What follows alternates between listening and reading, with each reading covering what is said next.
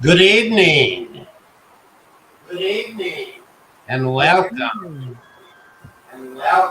to another Tuesday night. You got an echo. We are echoing. Hey, Woo-hoo!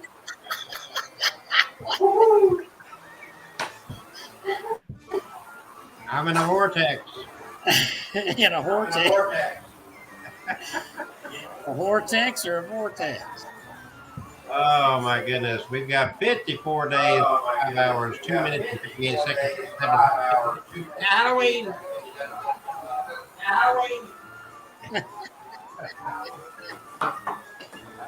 There he goes. Am I on here?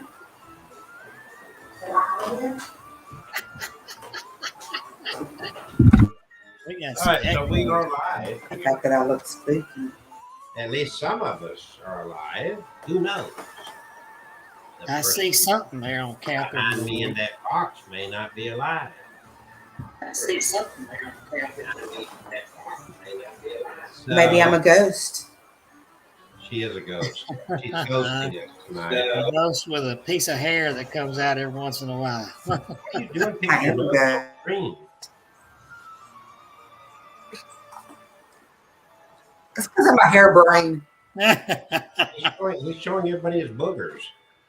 Boogers. We had that conversation earlier. You were talking about boogers. Oh, And now he's picking his nose, saying, "Look, I brought my boogers with me."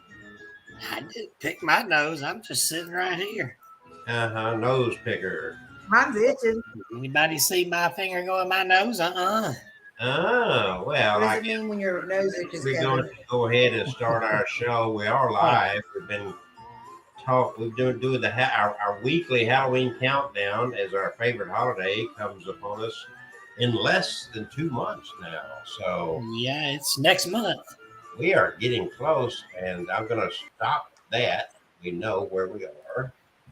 Where are we? We are in abnormal Alabama. He's abnormal. Ooh. He's abnormal. What?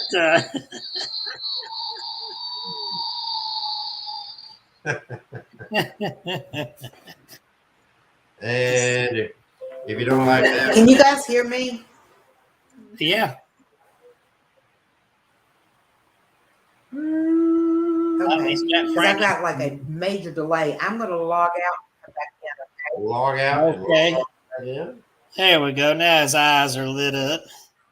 So we have a couple of interesting things. Yes, Kevin's going to do one of his EPP sessions tonight, except he's going to do it not with a doll. No, He's gonna not do it with a doll. A painting, right? A picture, a painting. Yes. A picture. And to join him in this excursion into Neverland, we have a painting that we're going to do simultaneously with your painting. And it's the battle of the haunted paintings tonight. Well, Who is more haunted than the other person's painting? I did not know that.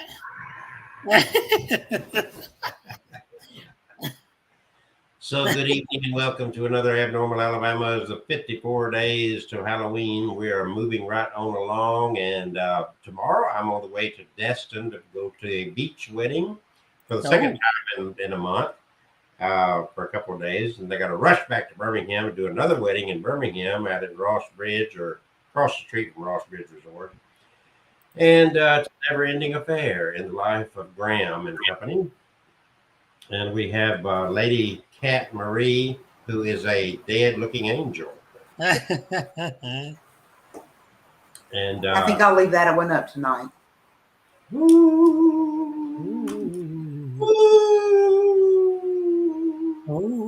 We welcome anybody that's got stories they want to share with us. We are always in the mood for a good ghost story, Bigfoot story, cryptid story, demonic possession story.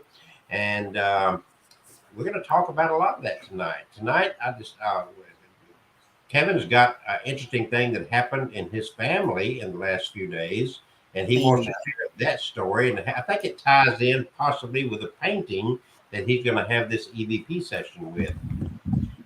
And Yeah.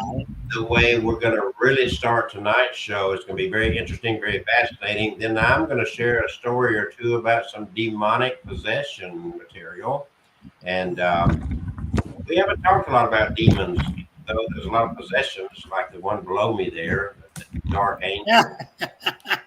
What all There's that? something popping up there. I think you might have to get rid of the dark angel if we're going to see the painting you've got. At any rate, I'm going to turn it over to Kevin and Kat Marie, Kathmandu. Kevin, let's see your picture. Tell us a little bit of history here. What do we got? All right, here's the picture over here. That's a pretty good sized painting.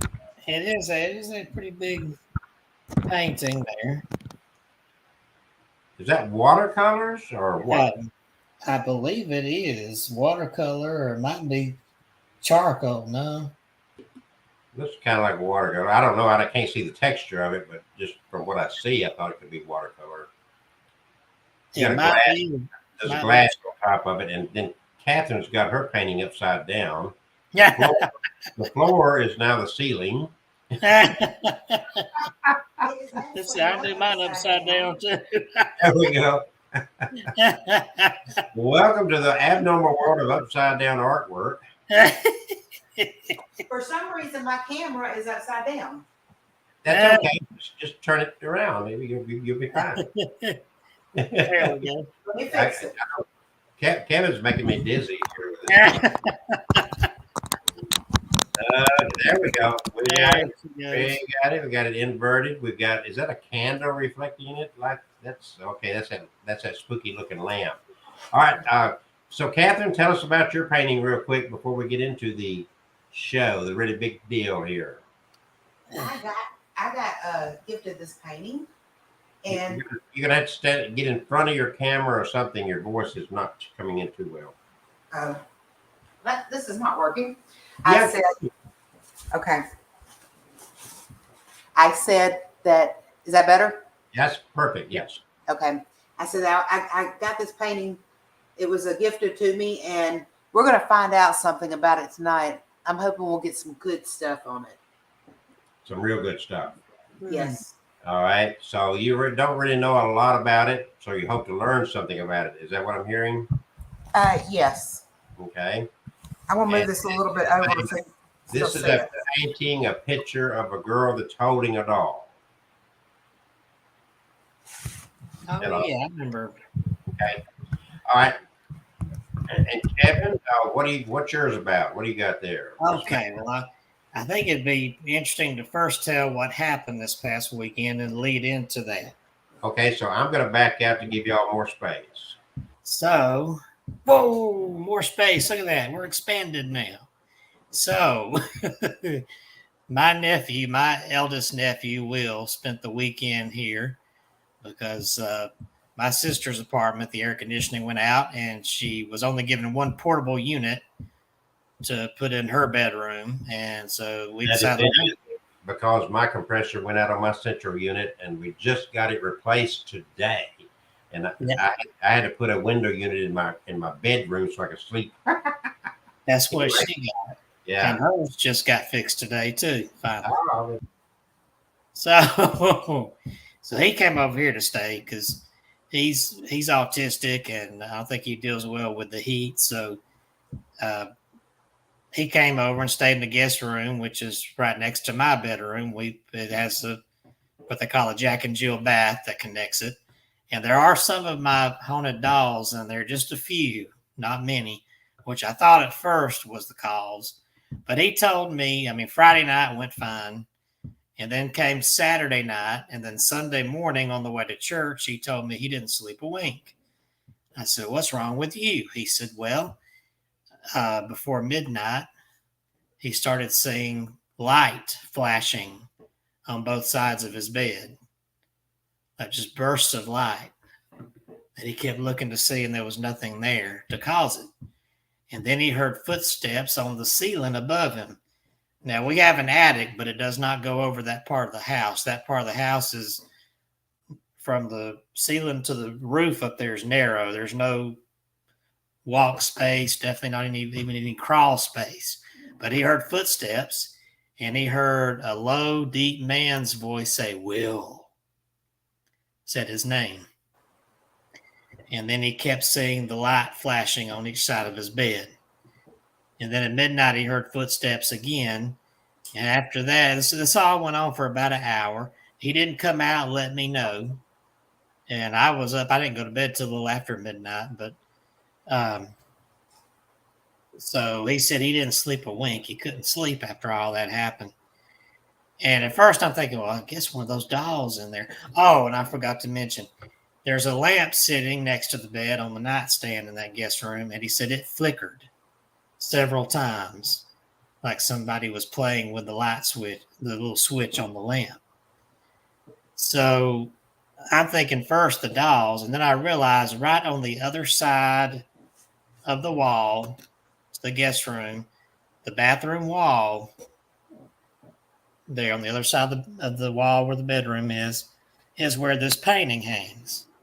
Now, this painting used to be in my sister's house, but it originally came from a house over in Vestavia Hills where a man allegedly had committed suicide, although the case is still open. They think it could have been, there's evidence it might have been murder. But my cousin was good friends with him, and she was the executor of his will, and she handled the estate. They had an estate sale, but we got to come ahead of time and pick things out we wanted to buy. And my little nephew, my youngest nephew, Andrew, really liked this picture. He's into painting. So my sister bought that. The painting was done by the grandmother of the man who allegedly committed suicide. That grandmother was sort of creepy herself. She had a kind of a dark side to her.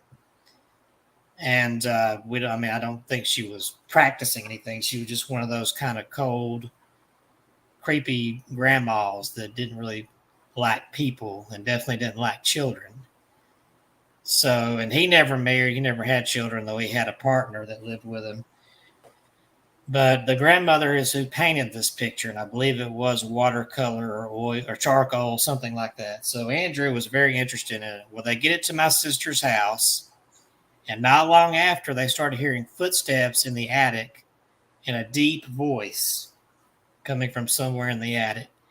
So Andrew got creeped out by it. He didn't want it anymore. So, of course, my sister gives it to me. I have had nothing from this picture since I've had it. It's just hung silently in my bathroom. I didn't get any vibes from it. But all of a sudden, Will spends the weekend. He's in the room right next to where this thing is hanging. And I'm wondering if maybe whatever's attached to it recognized him from my sister's house. Maybe that's why it said his name and made those footstep sounds and all the other stuff. So I've got the REM pod here. Let me pull up the antenna there. This has not been set off yet, so we'll see if the spirit, maybe it doesn't know what that is. And of course the cat ball, which, there we go. It still works. So if there is a spirit with this painting, we have the cat ball that I just lit up. If you want to touch that, play with it, it'll light up. Or if you want to play with this funny skull here with the rod on it, that will let me know you're here. See how the eyes light up? And then we got the bell here if you'd like to ring that. But I'm going to do a spirit box session. Oh, Catherine, did you want to tell about yours too? Or do you want We're gonna see if we can get anything off of it. Okay. I'm actually working on getting my ghost tube turned on now. Okay. Can you hear me okay with a camera like this? Yeah. Okay, great. Should I go ahead and start with mine, or do you need Yeah, to? go ahead and start with yours. Okay. So we're going to use this ghost tube box that we've had so much fun with. I'm not sure what that is. Possessed. Possessed. Eh, Cable. here we go. Now I've got this ghost box on. If there's anybody with the painting, if you come near this and talk, I should be able to hear you. I'm gonna put it here so we can hear you. Is there somebody with this painting? Okay, I heard 8 through my spirit box. Are there 8 spirits with this painting? Neil. I got Neil.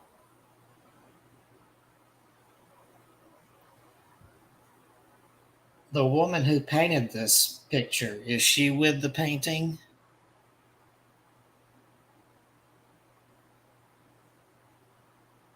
Challenge it. Challenge it. Like I said, we'll challenge it.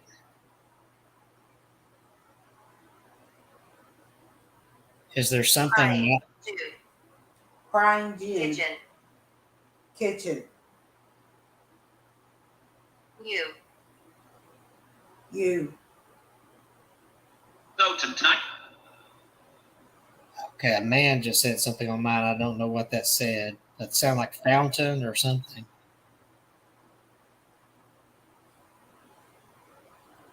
What is? Okay, there's a deep voice. What is the name of the lady who painted my picture here?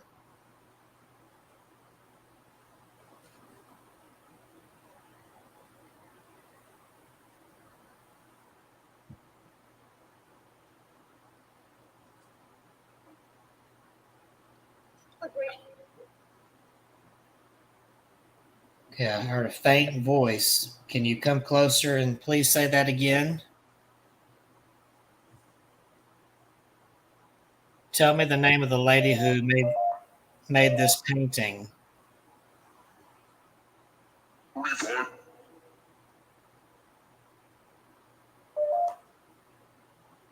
Okay, this 9. I'm lost. this man with the deep voice, are you the one who was speaking to Will the other night?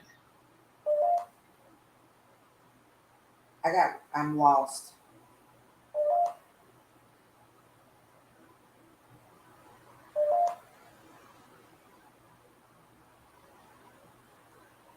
If there is a spirit with this painting, can you please touch one of these objects and make it light up, the cat ball or the Cupboard. In the cupboard. Annoying. I've gotten kitchen, cupboard, and annoying.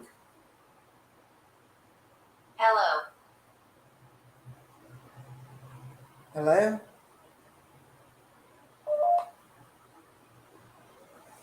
I'm using the same app that Kevin's doing, but I've got mine set where I can read what it's saying on there.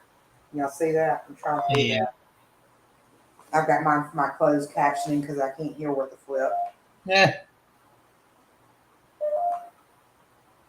Well, I didn't know it had closed captioning. Yeah. My phone has it on it. Oh, I thought it was the app. Huh. So, who are the spirits with this painting?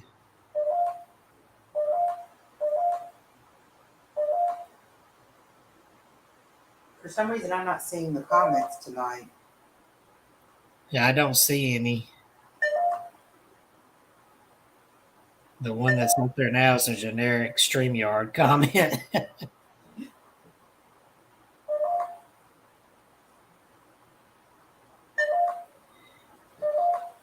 Well, I got some voices, but not really much more activity. Can you do something to let me know you're here, please?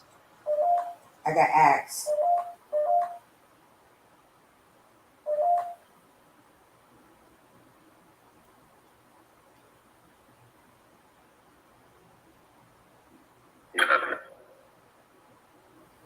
I'm not sure what that said.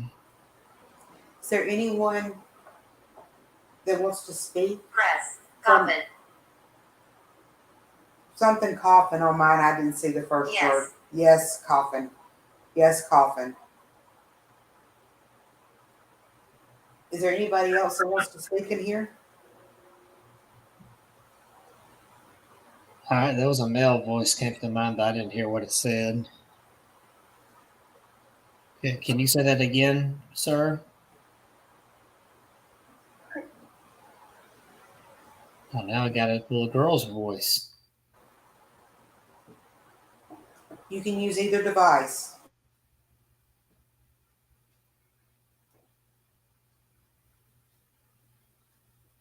Truly.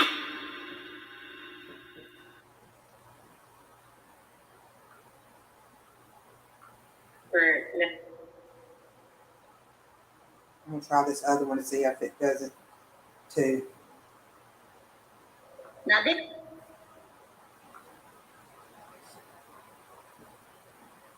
Hello.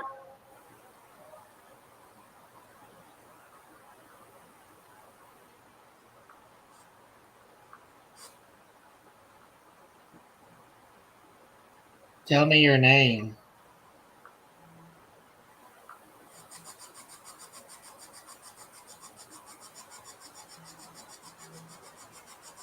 In your life. Now this one I don't have closed caption on it. So you'll have to listen very closely. Is anyone want to speak to Kevin and I through these devices of any sort? Anyone from the other side, whatever you are, realm, we'd love to hear from you.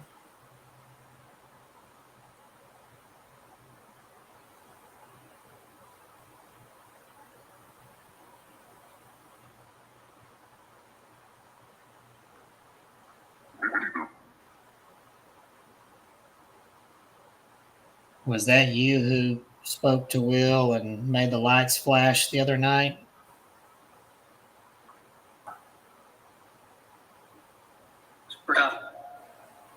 I just saw the lights flashing.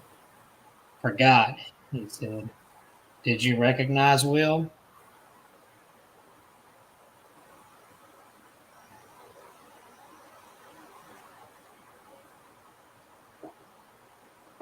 Is that you?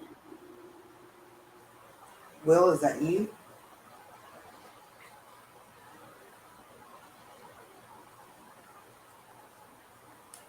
Will's still alive, so I don't think he's going to come through the spirit. No, he's at the voice said, Will, Oh. is that you? Will, is that you? I thought that might have been what you were talking about. You heard it better than me. Will is not me. Will is my nephew who is staying in the room this weekend that's next to where this painting was hanging. Always.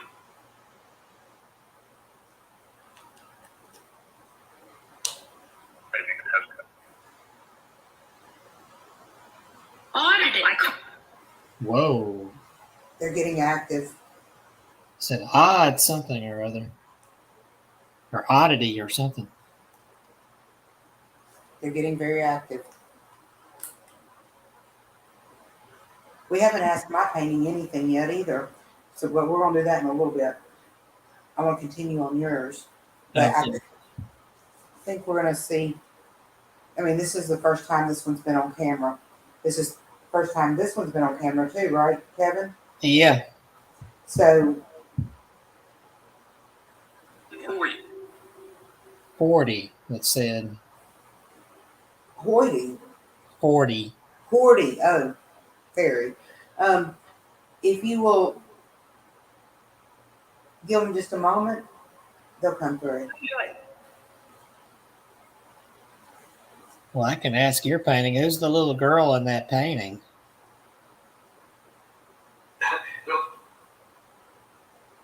The I must have surprised it. What's the name of the little girl in the painting?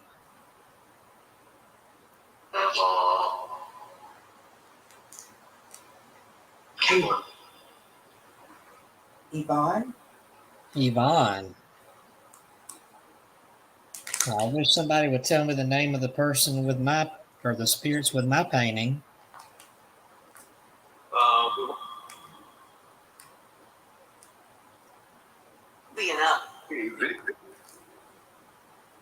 Mine said, "Hey Vic."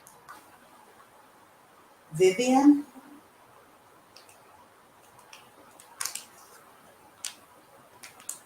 Is there a Vivian here? Shorter. The shorter one is Mac. Is Mac with my painting? Yes. That's what I'm assuming. Mac. That sounds familiar. I wonder if that's somebody who had something to do with that house that this The one painting. up to the left is the Huh? shorter one. It said to the left. What's in the left of the painting? Well, there's kids in the painting. I don't know that they're touching my REM pod. I don't know if there's any significance to them. I think it's just something she painted. I don't know. It's kind of a creepy look to it. Maybe it's saying the little kid to the left. Cat ball's going off, but I'm not sure if I bumped it or not. Let it go off. Okay. Can you, if that was you lighting up the ball, can you please do that again? Because I think I might have bumped it. And I want to be sure. I'm trying to. Oh. If you want to use some energy off this computer, there's electronics here, you can do that. These are plugged in, so we don't have to worry about it draining. This camera in my hand has a battery inside it, but it's hooked up, so you don't have to worry about it draining. Awesome. Did one of your other ghosts say awesome? Yeah. Patty said righteous, but I think I've had awesome before. I just don't know who it was. How old are you?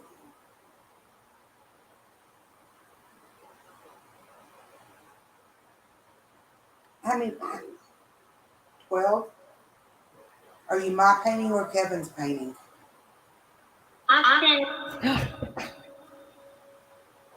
That little girl came clear through. Did you hear that? I did hear that. And you jumped. But I don't know exactly what she said. I was too surprised to. Are you the one that is in the painting?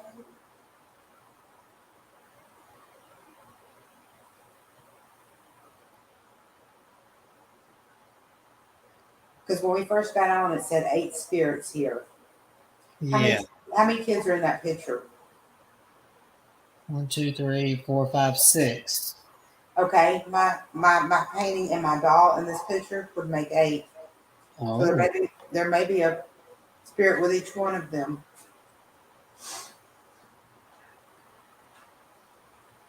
If any of them can make this cat ball light up all pretty or touch this silly skull here and make him go squeak. He's just goofy. He's not scary.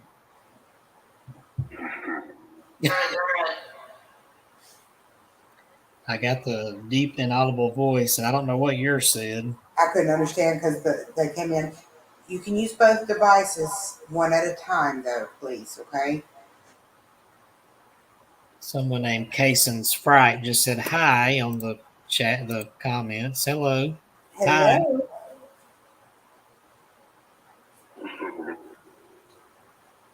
It sounded like said, "What's up, man?" I couldn't even understand that low one. It's hard to understand for me. I'm trying to use my closed captioning as best I can, but it doesn't work all the time. I can turn it back to it though. I put it on the other ghost, the original. You're just tuning in. We're doing spirit boxes, dual spirit boxes with haunted paintings. Mine is from a suicide possible murder house. Where did yours come from, Catherine? Mine was gifted to me. Oh yeah, you said that it was gifted to you. Did it? You know if it had any tragic history? I got possessed when I got here. I just got the word devil Oh, when we were using the original ghost tube.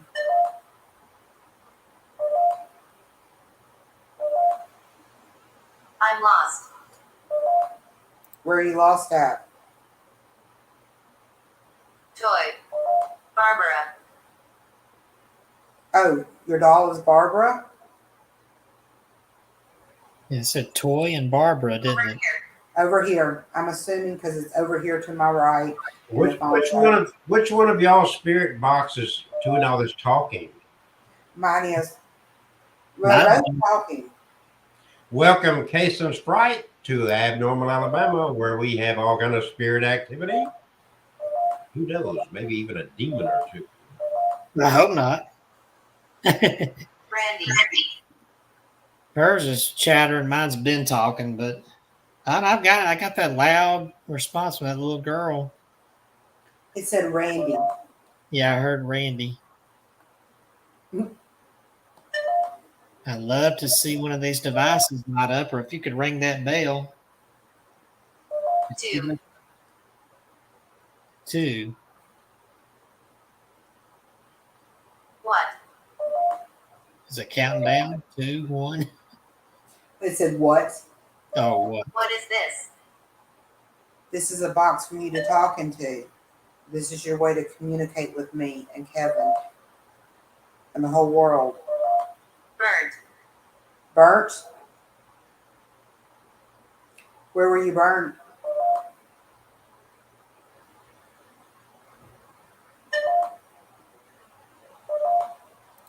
Kason says, I subscribe. Thank you. Am I dead? Am I dead?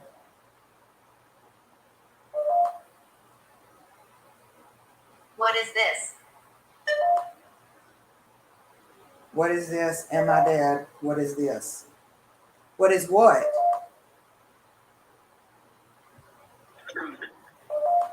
Mine just said sweet. Or it might have been sleep. I think it was sleep.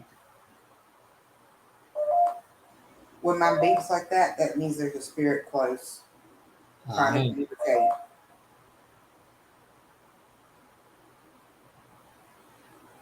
What is this? What do you want to know? What is this?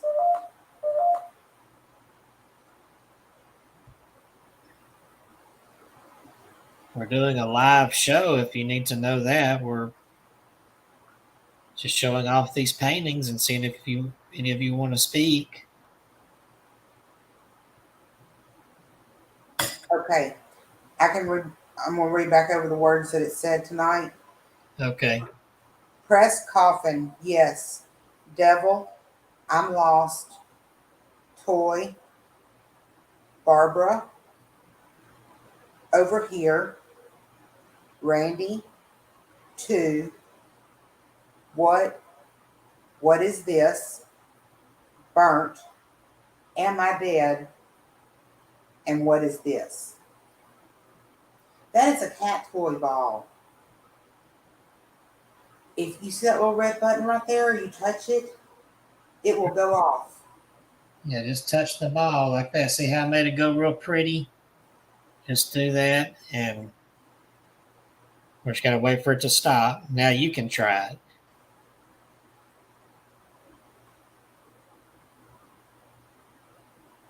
We had a little spirit girl from Tutwiler here 2 or 3 weeks ago that just nonstop. She loved lighting that ball up. The legis. Yeah, Courageous. it was shining bright. It shined brighter than Kelsey's head. Just checking if he's listening. I see him down there. That. Remember, Kevin, I have a place for you to sleep over at my house. Box just said yes. I think it said yes. I was laughing. I mean, we do have a coffin. I know. Prison. A prison? Wow. Was one of you in prison? Worried. The male voice said when I was. Right? What did the male voice say? It said when I was something. When you when prison. Okay, I gotta go back because mine said something. Mine said worried. Yeah, I heard that right after. I want to say didn't you ask when were you in prison? It said when I was, and then that was it. What are you worried about? I'm close. Close to what? Guide. I'm almost here. They say Hell. God, hell, Behind you. behind you, Heart attack. heart attack, Living room. Help me. living room, help me. My living room or Kevin's living room? Which painting are you with, mine or Kevin's? Anna. Anna. I thought I said Hannah. It could be just the closed caption. Night. Night. Could can because it's automatic. Yeah. Messing up just a little bit. Emma. Emma. Oh, it said Emma through my box. All right, we're Father. here. Father, Emma's father. You're Emma's father. Are you Emma's father, the one who just spoke from my box?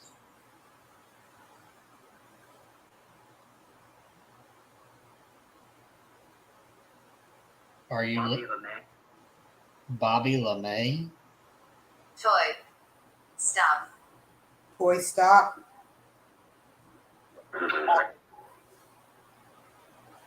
Bobby LeMay. Remember that name. Write it down, somebody. These are sounding familiar. Let me see. Bobby LeMay.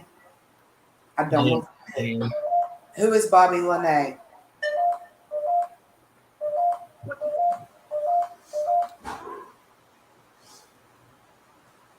Toy. Toy is Bobby LeMay. Is there a toy in your picture too? I don't have a toy in mine. There's little dogs. Look And to the far children. left. Look to the far left. The painting said, one of them said left earlier. Something, look close, see if there's a toy in there. No, just a hillside, trees, birds. Oh, go back up, Kevin. Keep it right. Alexis. That's a neat. Don't. Yes, it's neat. Yeah, it's a tree, trees, birds, a hill, a Between, house. between the trees, the reflection, I'm assuming is what it is. I can't tell if that's the camera, but what would it be reflecting off of? What are we? Can you see it right there? There's a face right there. Keep it very, very still. Look at your screen. I'm looking, but I don't see a face. There's a face right there. Left. Just keep it very still. The reflection with the trees was making a face in that camera. Which exactly where you're holding it on the camera right now. I mean, on the picture right now. You can see me reflecting it. There's my hand. Okay. But pull the camera up just a little bit. Close or back? No, like bring it up toward the top of the camera. Right there. Now I'm starting to see a whole entire figure standing right there, and it looks like they've got something in their hand. I don't see that. I see my plaques back here, but No, there is a figure now standing in that photo. I don't. It's a little girl in a red dress or a red jacket, and the bottom of the dress is Elderly. white. Is an elderly woman? Here's a solo cup I'm drinking out of. Yeah, you're going right over it. Basement. Well, that's my solo cup right here. Bloody tired Lewis. basement. Lewis, Harold, Jerry. And I Jerry. got my Stop recording. Bloody. doll is back here. So you see my hand waving. What's bloody? It said stop recording. Bloody. No, it's bloody. Always. Always. Sure. Always sure.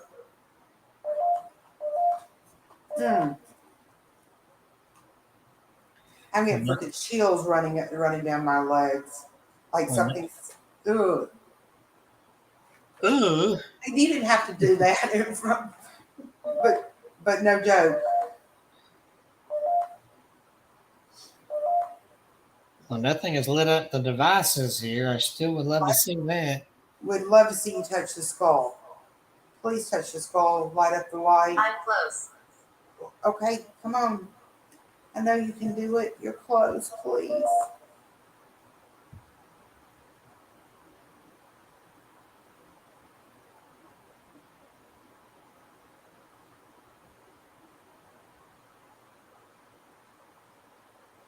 Bloody. Bloody.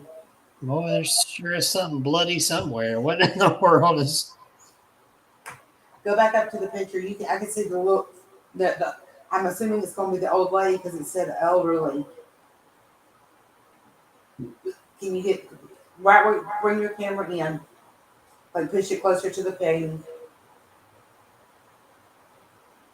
Get it as close. Go down just a little bit and to the left. To the left.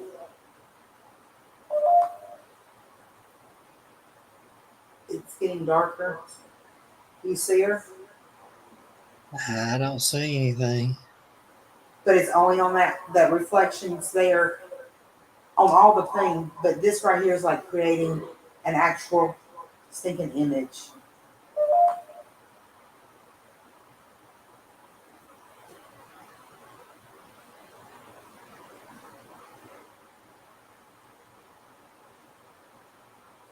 Now it looks like she's turning and she's walking away. But she's turned back around and she's looking.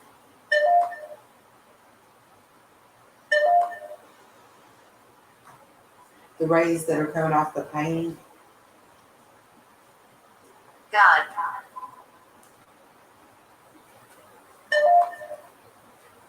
What are you doing? Why are you here? Okay, I'm seeing three other faces too in this image. Keep it right there. These are like full faces for me. The birds are making full faces. I can see eyes, nose, and a mouth. And for some reason the focus just changed and it changed onto a wolf. Table. A Arrow. horse. A horse. It looks like a horse to me now. Behind you. Look behind you. Look behind you, Kevin. Just throw the camera behind you. Put the camera behind me? Put the camera behind you. No.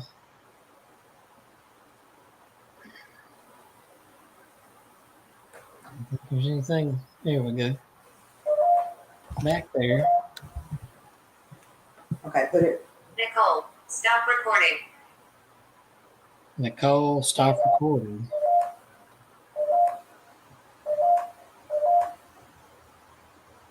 Press. Okay, now that tree, this right there in the middle, right there, the house is under the tree. Yeah. Go close to it. Are you a friend? Yes, we are a friend. Do you want to talk to us?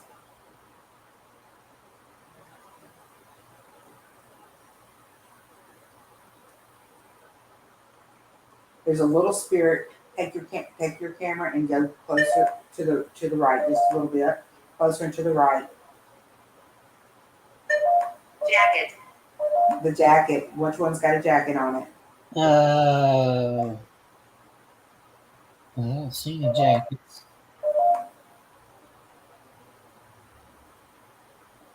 Maybe it's a yellow jacket. I don't know. The girl in the yellow dress there, I don't see a jacket on her.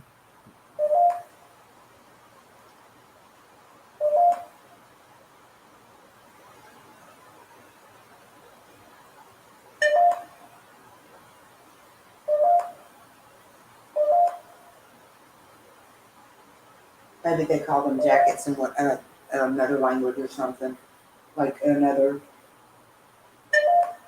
You know what I'm saying? Yeah. English, but That's the closest thing to, and maybe it's a dress or something that they could come to for me to understand. But what's going off in the right hand corner? What light's going off? Why is it flashing? That's the camera. The way it, for some Okay. reason, this camera makes it looks like there's something. Sorry. Sorry. What are you saying? Kayla. Kayla. I don't know why this camera. I mean, it Okay. does that a lot, and it irritates me because it's supposed to be a high quality camera. Okay, right there in the middle, Uh huh. the two faces are back. Right in the top of the trees with using the birds. Yeah. Sad.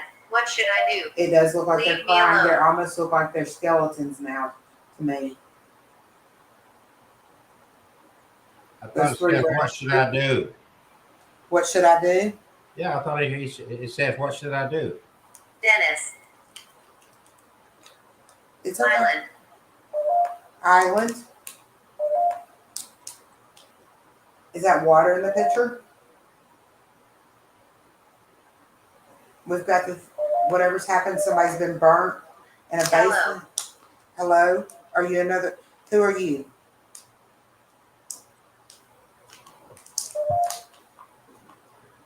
God. God. Which God? Walter. Walter.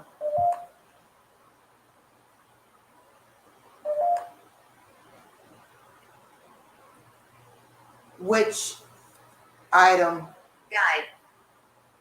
holds your spirit? Don't leave. I'm not going to leave.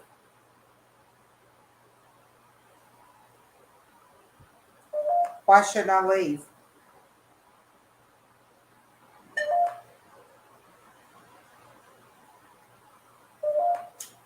Goodbye.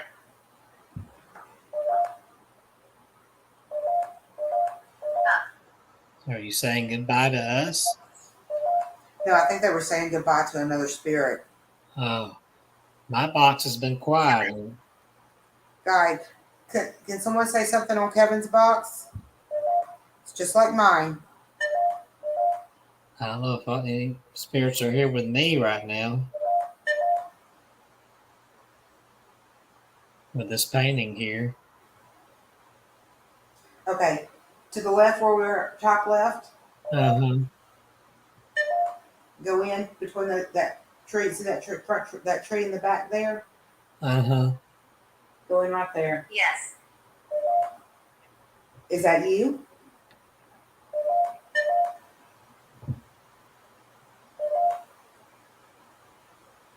You can talk through either box. You can light up the light. You can touch the top of that skull looking thing. There's an owl in that picture.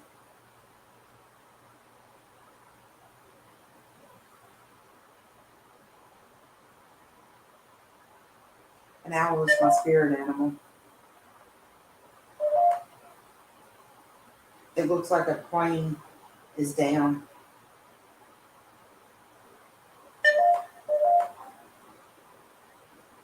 I'm seeing a Who is plane. she? I'm Catherine. It's okay to talk. You can talk through either spirit box.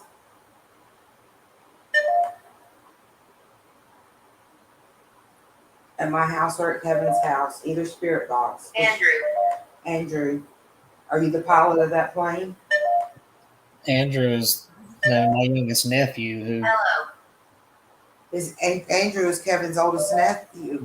So wait a minute. Andrew is the guy that stayed at your house and had the experience?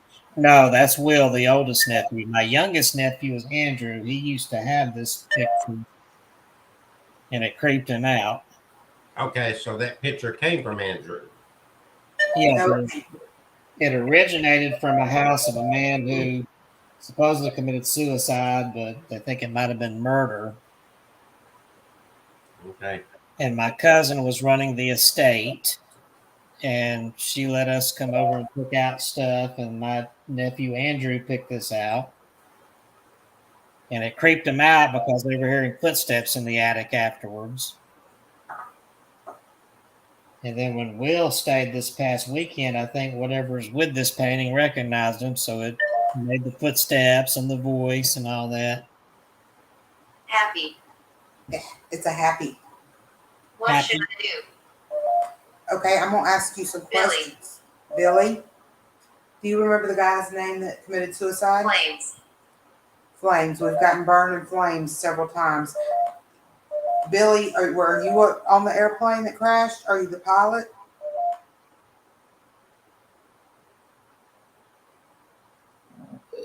Are you a passenger on the airplane?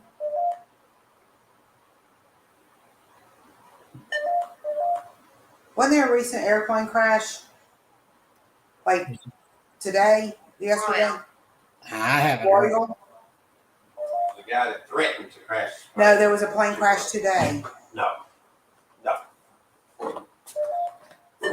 The one that's got the floaty things on it and it crashed. I think that's what they're called. I don't know about Trying to that. get, I keep wanting to say pylons. Cursed. Cursed. Light. Cursed flight. Light. It said light, flight, cursed flight. Where were you flying?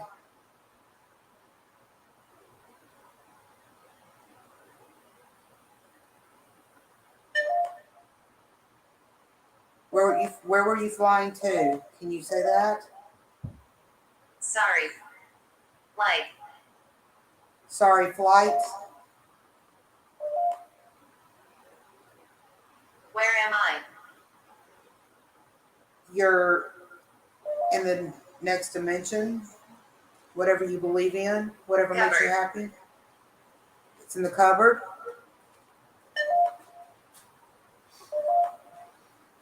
Alexis. Alexis Watching. is watching. Anyone named Alexis watching? Do you want to Where talk? am I? You're in your happy place. Somewhere where you're very, very happy. You're safe. And you can dream about all the good dreams you want to have. Why are you here? Because I wanted to talk to you. Would you like to talk to me? Do you have any messages? I hear you. Who are you? Sure. Monster. What kind of a monster? Maybe. Kelsey's a monster?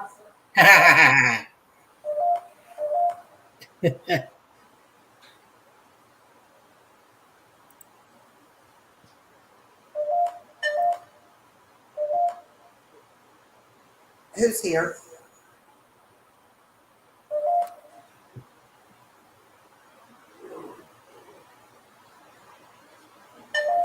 Are you back over at Kevin's? Do I need to look at the painting again? If you're here, then What is that? What is what? Closer. Get closer. Why did you come? Why didn't you come? Or why did you come? So I could see it and feel it and hear you talk. You're giving me awful What good. is that? None. Okay, Kevin, the skull's scaring. The skull's scaring them.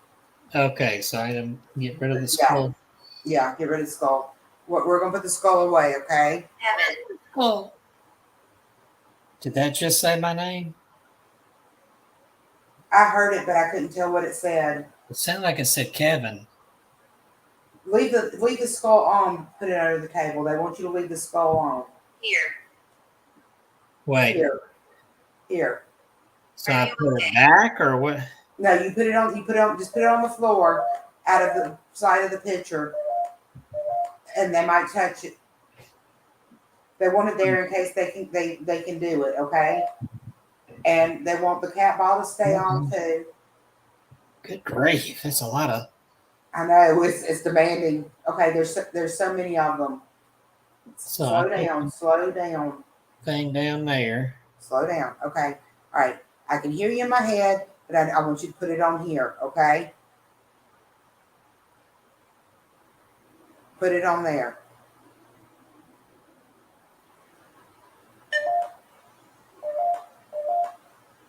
You have crossed into the next thing. Why are you here? We're going to talk you through. Wherever you are, we're going to talk you through to whatever you want to do.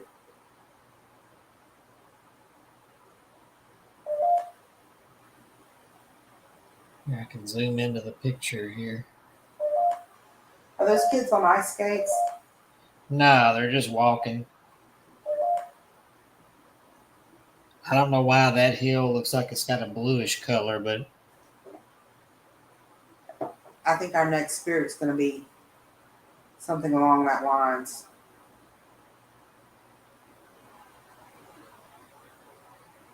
They're weak though, but we're going to try How it. are you? I'm good. How are you?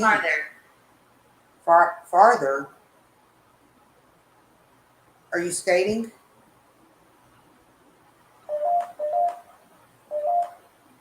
I'm gonna move this over here. Larry. Larry? That's my dad's name. Maybe. Maybe. Okay. They're telling me their name's Larry, and when I asked the question, are you skating? The word was maybe. Maybe. Are you not supposed to have been skating? Knife. Knife?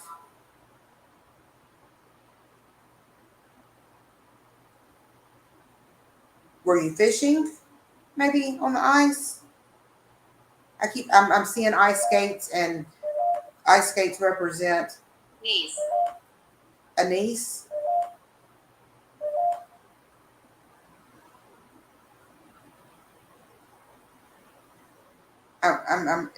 It's representing ice fishing or ice skating because I'm seeing the ice skates, but I think it's trying to say a lake or a frozen body of water.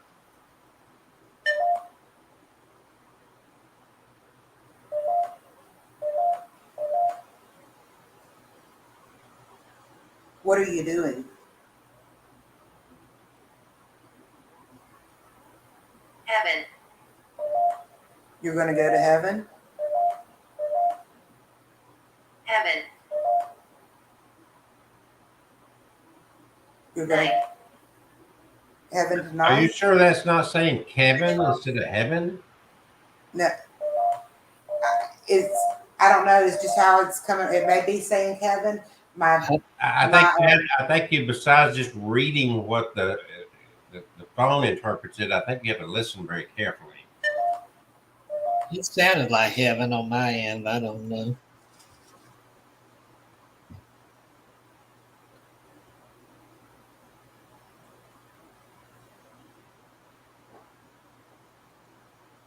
Oops. Did it go off? No, but I'm noticing it's getting quieter, and you're It's getting quieter because Prison. there's another one about to come in. We just got to give it a minute, Kevin. I'm getting tired. They're getting tired. I'm getting tired. We're almost at 8 o'clock now, so The energy that these things are giving off is like Guide. guides. Every time it says guide, it go back to the picture, one of the pictures, because it's guiding me. It's guiding me to the pictures, saying get closer to a particular area at a particular time. You see the two boys on the right, or children on the right. There's something in there. up there on the hill. No, the two right there below. There's a dog in there. All right. Is that where you want me to focus?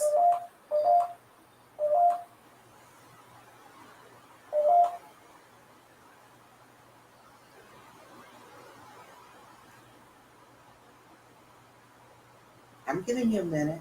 I'm thank you for letting me relax. Thank you so much. You knew I needed it. They look like the kids from the Peanuts cartoons. They do. They're cute.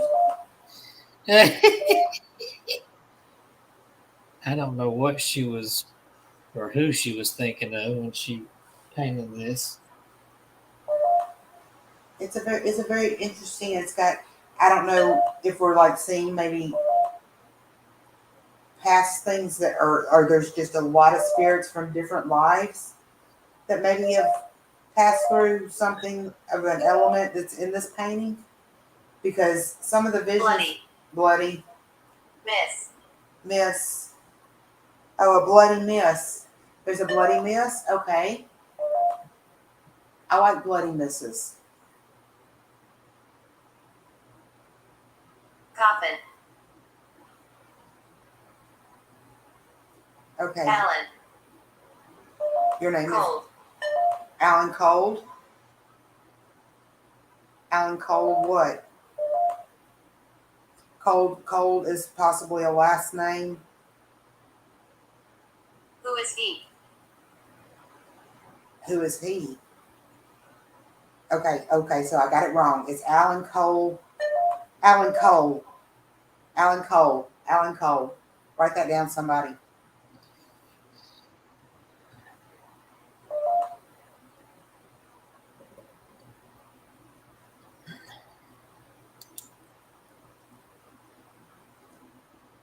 Okay, tell me about Alan Cole.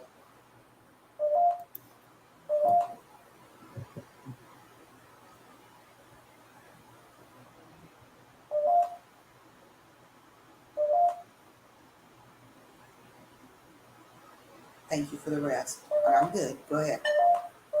Anytime you want to. My house with heavens.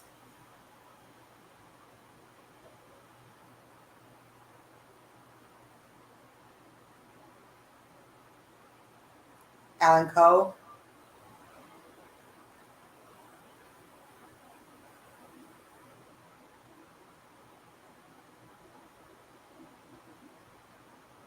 I'm getting tired, Kevin. Your turn, Kevin. Okay. You ready for it? I think Kevin's falling asleep too. I'm not falling asleep. We have spent the first solid hour with these paintings, and it's been a very fascinating run because on Catherine's end, it's been a lot of freaking talking. And it's responding coherently to what I'm asking it. So, Kevin, you've got a lot of experience. Did that sound like it was communicating intelligently to you? It just told you to leave here, Kelsey. No, I'm asking. No, it said Kevin. It said leave here, Kevin. I'm asking. Kevin. It said leave here, Kevin. I joke you not. Hold on. I'm turning Kevin. it off. Kevin. It said leave. Can you see it, Kevin? Gosh. No, it's blurry as hell. You It's can't read it. blurry. I can't. Okay, I can screenshot it and send it to you. That's So, exactly what Kevin, I'm going to do. Kevin, can you hear me?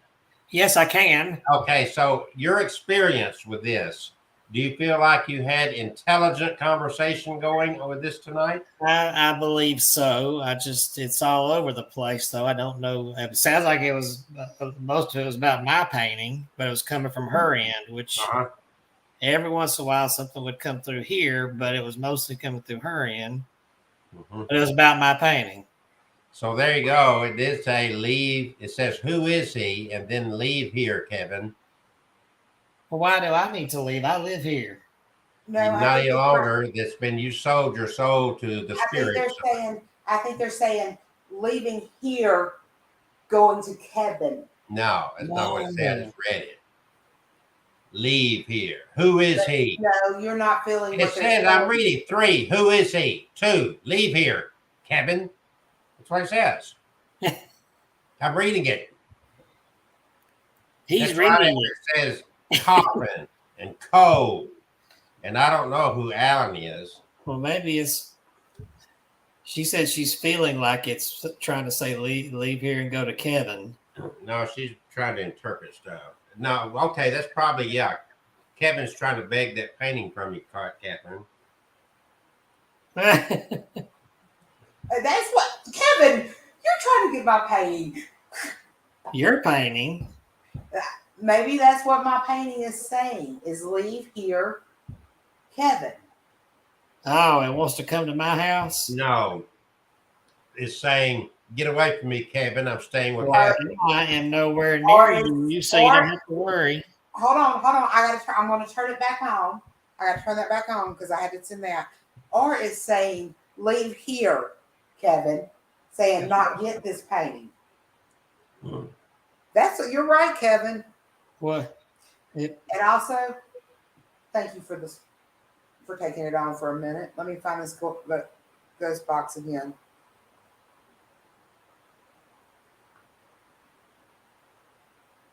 It's got to calibrate. Don't leave. Help I'm not me. going to leave. Help me. No, it's saying don't leave. In other words, there's more spirits that want to speak to us.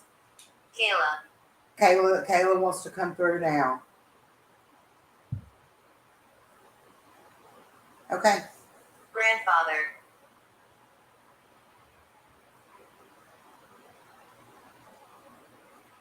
Kayla, this is from your grandfather. Set this down here. Behind you. Behind you, Bride. Hmm. when you were a bride.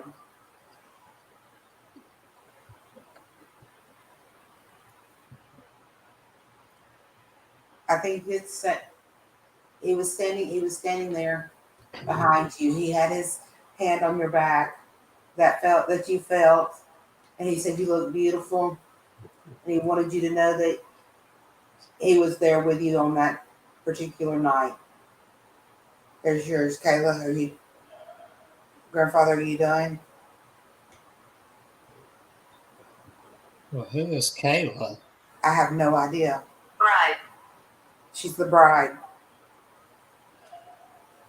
My box has been quiet. Am I okay to cut it off? Does Kevin need to turn his box off?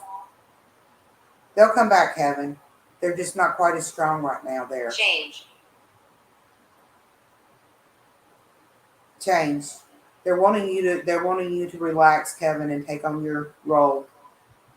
Take on my role. Yeah, take on your role of feeling them and being able to interpret them and speak them. Along with the ghost Shovel. box. I'm close. I'm close. There's a shovel, they're close. They're getting there. Maybe. Maybe. Kevin's just not letting go and letting them talk. Yeah, And I'm just sitting here. I don't know. you got to relax a little more. Relax. Kevin's got to relax a little more.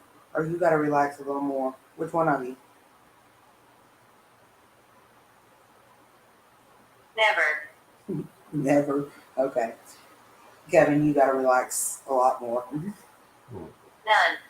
None. I'm just sitting here as relaxed as I can be. I don't know what else. Okay, Yes. why don't we say goodbye to the spirits and get on to the second half of our show, talking about Yeah.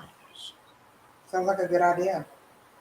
So, say Turn goodbye. my- You got to properly shut it down. All right, if there's any spirits here who don't belong, you need to go back to where you came from. And spirits here, be sure to back away because I'm going to turn this box off and close the door from the count of 5 to 1. All right, 5, 4, 3, 2, 1. Thank you. Goodbye. There, wow. whoever's watching this, that is worthy of going back and watching that first hour again and share with us through messages and on the chats and whatnot as to anything that you hear that these guys may have missed out on. There's a bunch of stuff going on there. A bunch of stuff. Thank you for making me end it because I'm tired. Well, Michael Taylor, 31-year-old father to 5 children and husband to Christine Taylor. The year was 1974, and Michael was living what appeared to be an idyllic life. The Taylor family lived in a small town in Ossett, West Yorkshire, UK. Neighbors described Michael as mild-mannered and generally kind. Occasionally, Michael Taylor would suffer from depressive episodes. He would become withdrawn and refuse to interact with family and friends, and family would later say a back injury earlier in life, which caused issues with Michael finding full-time employment, was the blame. Nevertheless, Michael was, by all accounts, a very caring father and a husband. The Taylor family was not devout. They lived within a few miles of multiple churches, but they really never found the time to attend any church, even though Ossett was a very highly religious town. This behavior of not being churched, if you were, was not, it wouldn't stand. A friend of Michael's who had decided his depression was caused by spiritual forces convinced him to start attending a weekly prayer meeting. This group was run by one Marie Robinson. Soft-spoken form of old-time religion seemed to appeal to Michael, and that's what she offered. At least that's what everyone thought in the beginning. As time went on, Michael began spending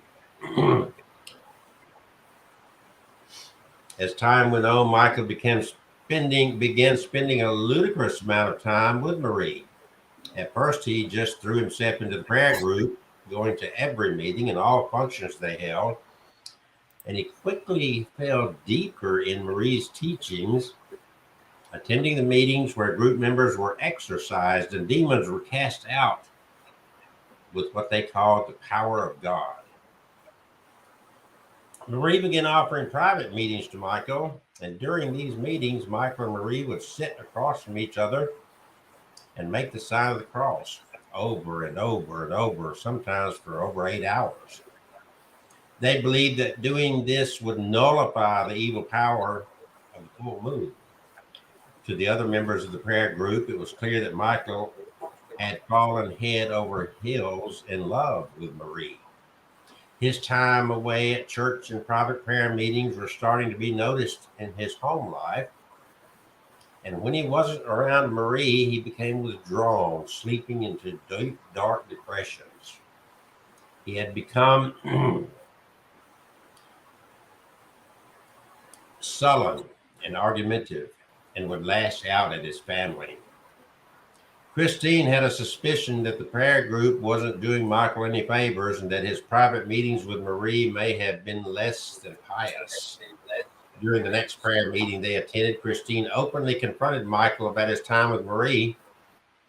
Something broke inside Michael Taylor. He stood up and instead of addressing his wife, he began to attack Marie, both verbally and physically. He was still shouting at her in tongues when the rest of the congregation restrained him. Later, Marie would have this to say: I suddenly glanced at Mike and his whole features changed. He looked almost bestial. He kept looking at me and there was a really wild look in his eyes. I started screaming at him out of fear. I started speaking in tongues. Mike also screamed at me in tongues. I was on the edge of death and I seemed to come to my senses. I knew that only the name of Jesus would save me, and I just started saying over and over again, Jesus. When Christine heard me calling on the name of Jesus, she started saying it too, and I believe firmly that it was only by calling on his name that I was not killed. Michael claimed he had no memory of this happening, and at the next meeting, Michael would receive full absolution from Marie.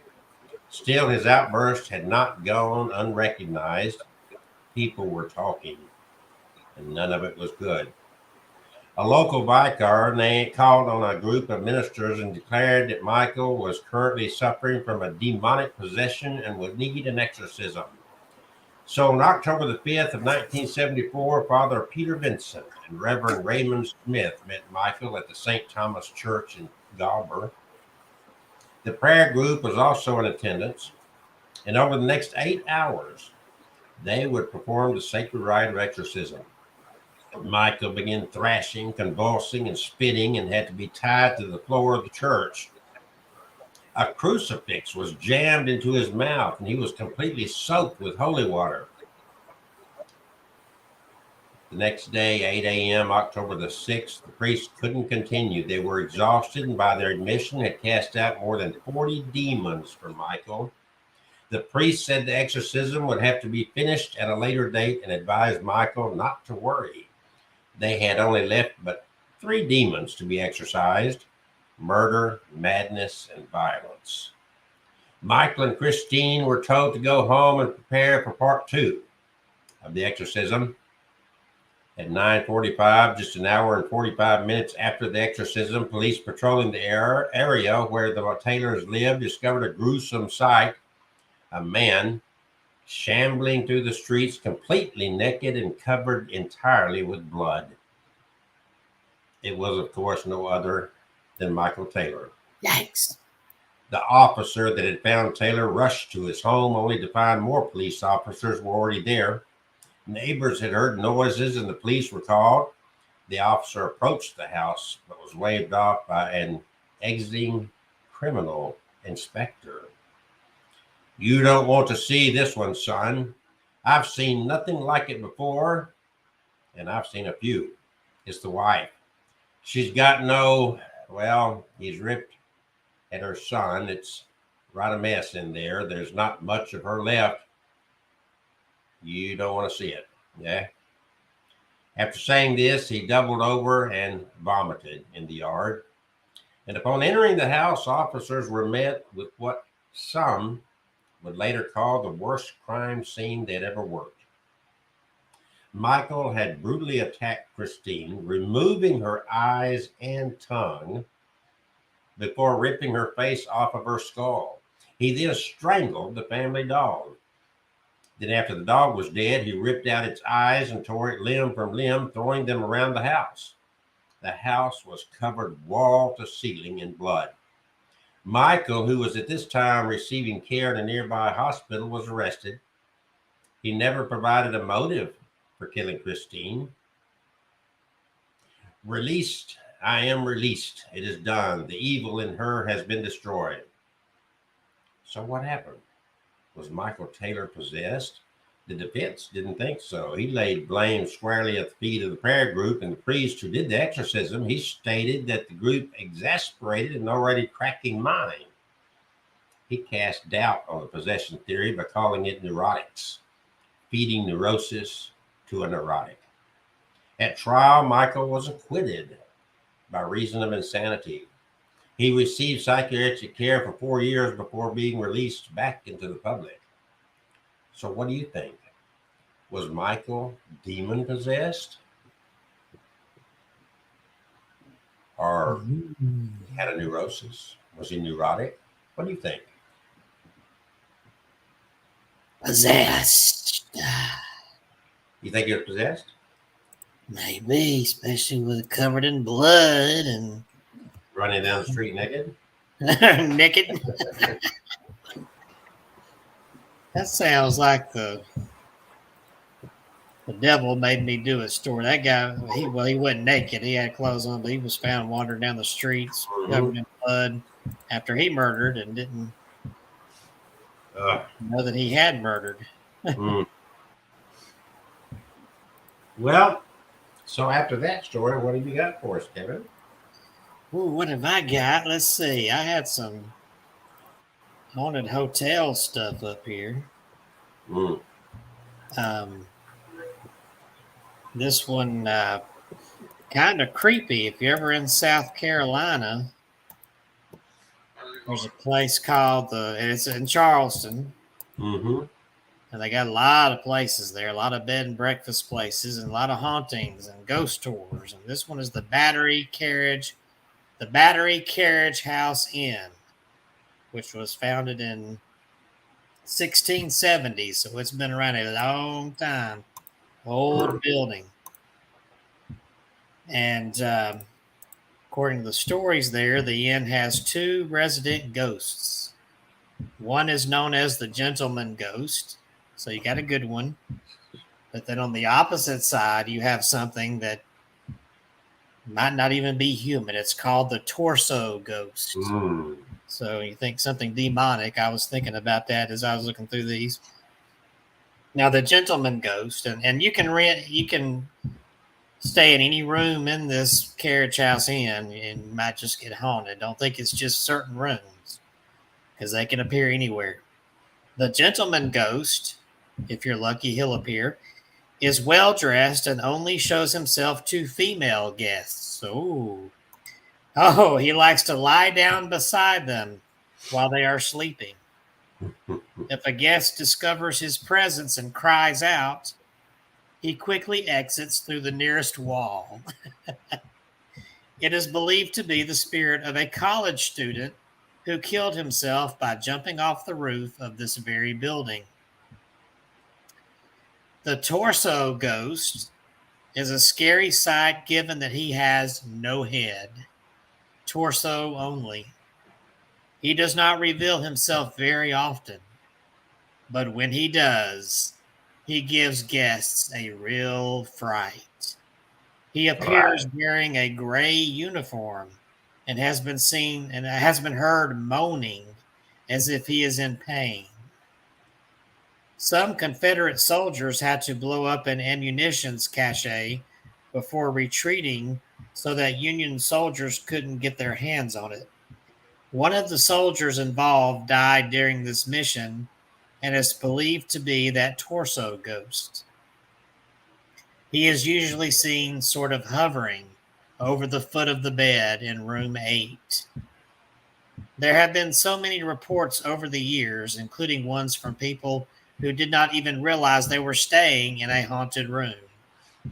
Credible witnesses have reported sightings of both ghosts. One man who swore he did not believe in ghosts, or at least not before that night, said he awoke to find the torso of a man with no head in front of him.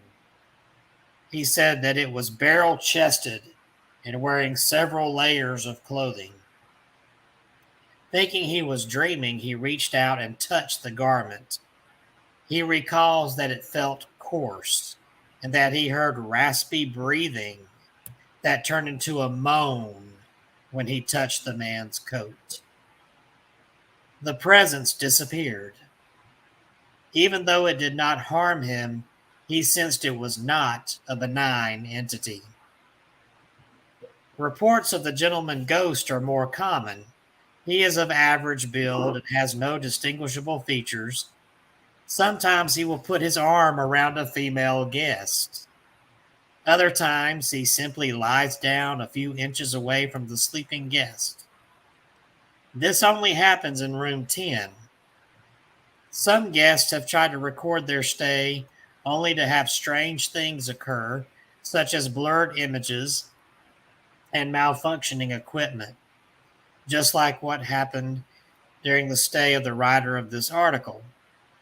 While many guests never see the ghosts, they do sometimes smell cologne and hear strange noises or experience weird things in their sleeping rooms, such as lights turning on or off by themselves, or the room suddenly getting very cold.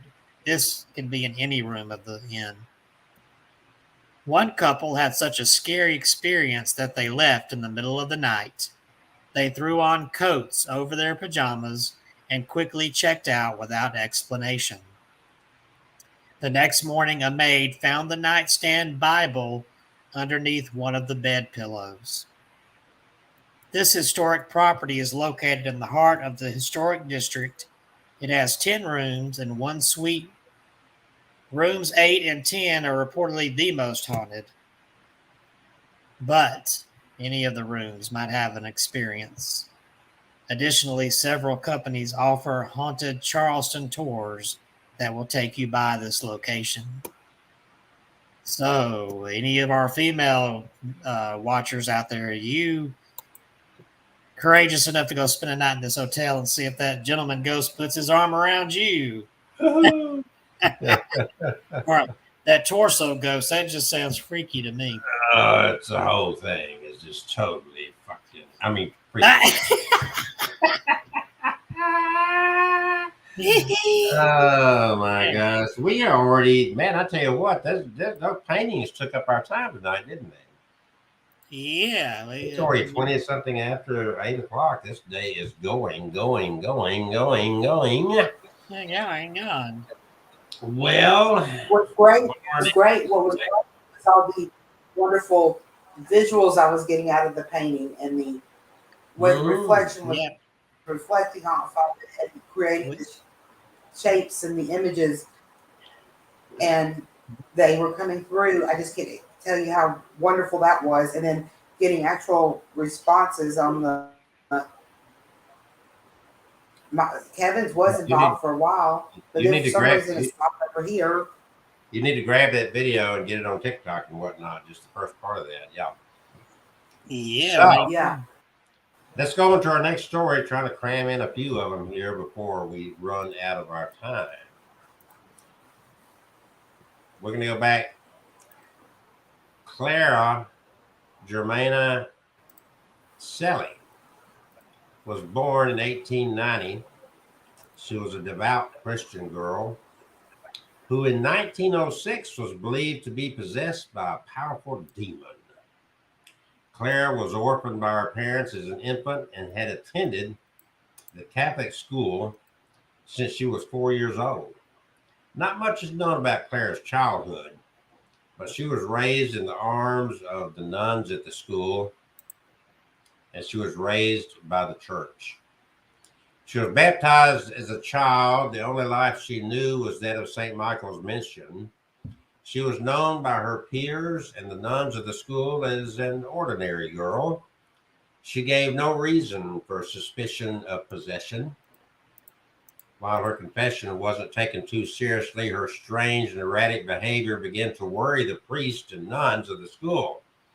Her behavior came to an head in August the 20th of 1906, when the startled students and nuns at the school saw her tear her clothes, growl like an animal, and have conversations with unseen entities. At one point, she even said, "Sister, please call Father Erasmus. I must confess and tell everything, but quick, quick, or Satan will kill me. He has me in his power. Nothing is blessed with me. I have thrown away all of the medals you gave me." Later, she stated, "You have betrayed me. You have promised me days of glory, but now you treat me cruelly." Could this last statement be to the devil, who promised Clara power and happiness, but received torture instead? This was reported to be the case, as after she confessed to Father Horner about her pact, she got into a verbal argument with the demon inside of her. In regards to the animalistic growling coming from Clara, one nun wrote this: "No animal had ever made such sounds, neither the lions of East Africa nor the angry bulls. At times, it sounded like a veritable herd of wild beasts, orchestrated by Satan, had formed a hellish choir."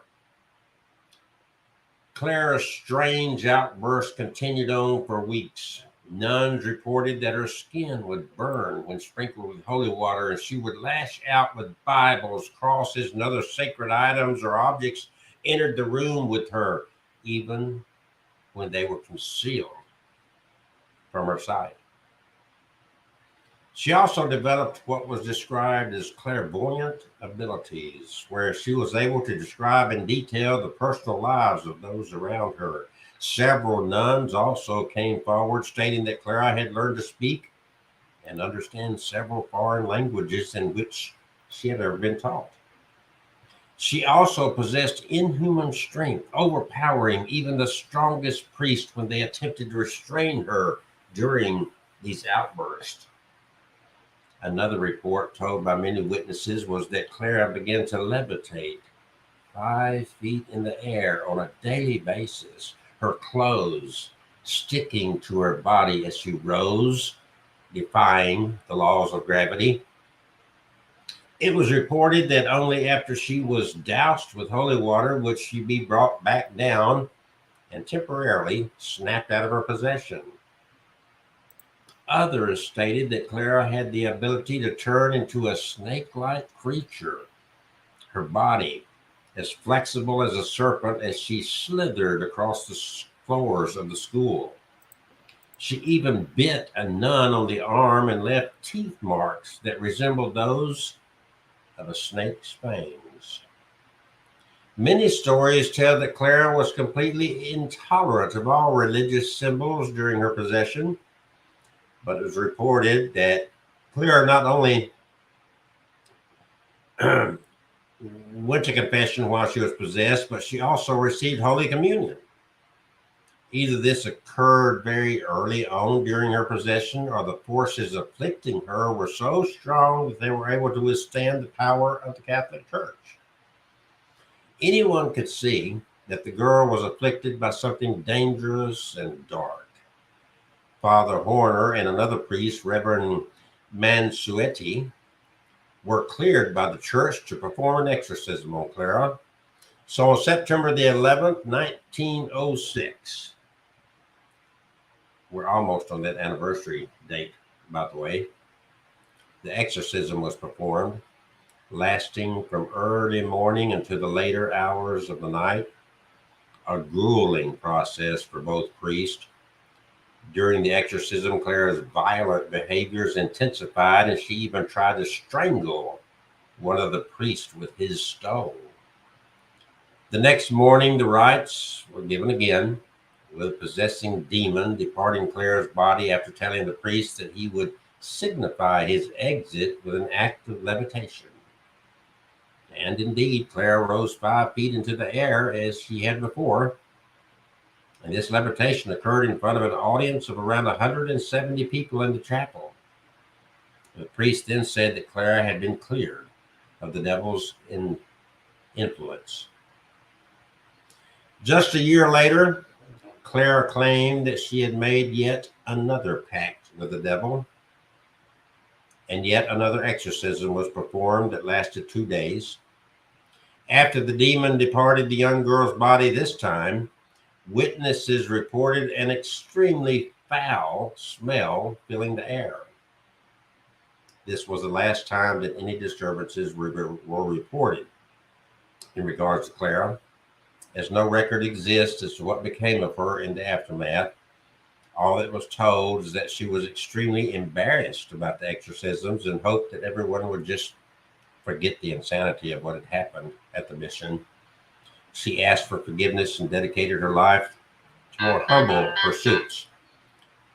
At her death, she was cremated, but to this day it is unknown where her remains were interred. Another case of a possible demonic possession for those that care to entertain. So I would say that would you think, I mean, should you make a pact with the devil, Kevin? Is that something that you would commonly do? Just, Hell no. hey, are you sure?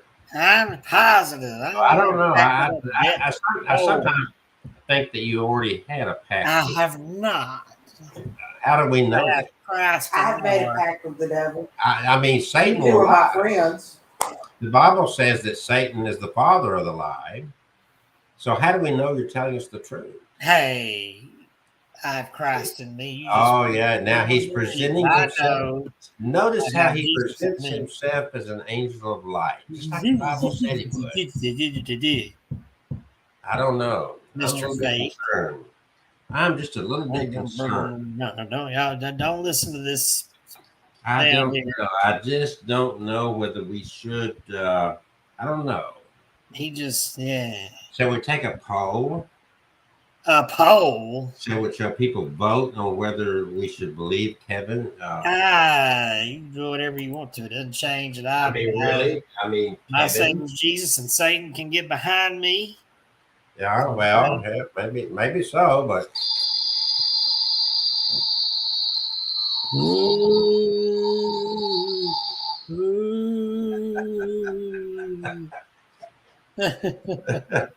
So in the last, we got 30 more minutes. What do you got? Got another story for us? I got something here. Wait a minute. Look who's here. Jack Halloween. Jack Halloween. Halloween Hello, here. Jack Halloween. Welcome to our club. Jack Halloween. I got a story here. Maybe this, and I'm about to come visit you, Kelsey. It's the I'm not, night. unlike you, I don't make the deals with the devil. And Yeah, I don't make it. That's you down there I don't have to With make your- deals with with your the devil. coffin behind you there. I don't have to make deals with the You devil. probably got your sacrifice in that Because- coffin there. I am the devil. Oh Lord, And he's hiding under that rug on his head. and that box behind me is waiting for Kevin. I ordered it special for him to come and spend the night at my house. Kevin, I made your bed very comfortable. I think you're very tired and you need a very lengthy rest. Listen to all that. A very lengthy rest, Kevin. I think you should Oh, lie down and Crispy repose words he speaks. for some time. Nah. But the night demon is an evil creature. An evil creature stalks the Tanzanian island of Pemba in the Indian Ocean.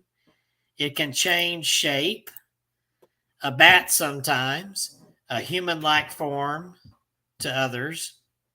It prefers to come out at night, but some say they have seen it during the day. The popobawa, or batwing in Swahili, is indiscriminate in its targets, but in a common retelling, the spirit sexually assaults men. The Popobawa story is rather new, only dating back a few decades, from a time of civil unrest following the assassination of the country's president. The popular thinking goes that after a Popobawa attack, victims must spread the word to others on Pemba. Otherwise, they will continue to be visited by the Popobawa. What a name. Reports of attack send some locals into a panic. A few years ago, a series of nighttime sexual assaults were blamed on the Popobawa. Some men are staying awake or sleeping in groups outside their homes, the BBC reported in 2007. Others are smearing themselves with pig's oil, believing this repels attacks. A peasant farmer named Jaka Ahmad claims he was attacked by the Popobawa in 1997. He's quoted as saying, "I could not see it. I could only feel it. But some people in my house could see it. Those who've got spirits in their heads could see it. Everybody was terrified. They were outside screaming, 'Julio!' It means the Popobawa is there. I had this bad pain in my ribs where it crushed me.